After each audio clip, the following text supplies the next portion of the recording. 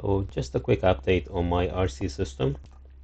So this will be the radio control. I have my joysticks, toggle switches, two of them, left and right, and then two knobs here. And let me show you how they work.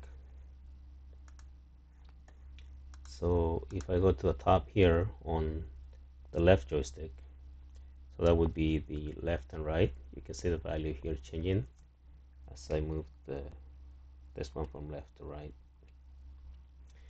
And then this would be on the left joystick, up and down. This would be for throttle, so if I bring it down, bring it up.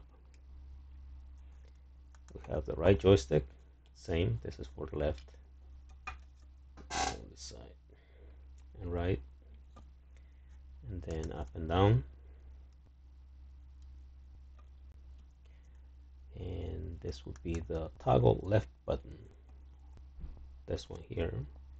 So we have values 0, 1, and 2. That would be for enabling the throttle and going forward or reversed. And then we have the right.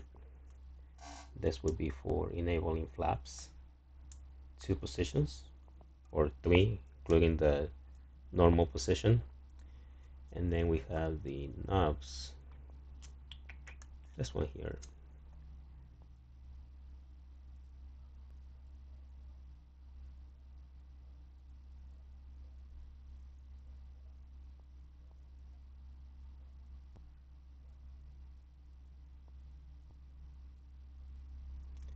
So, and same with this one. So you can see that gives me plenty of options to play with, combinations for different settings with the limited interfaces that I have here. So I guess as a quick demo how you would enable the throttle, right now you can see that the throttle here, or this one here, is not moving. So if I go up and down, it doesn't move. So in order to enable the throttle, you have to enable the throttle. The direction has to be either 1 or 2. So there's 1. I'm going to move the throttle all the way to the top. You'll see the blinking light there. Bring it down. That will enable throttle. You can see all of this, this one and this one change. So that's throttle 100%. That's about 50%. 0. And obviously if I want to change direction, I can just go, I believe it's back. Yeah, so that's 2. 1. So this will be the actual value going to the receiver. That is because this number is encoded with the actual throttle.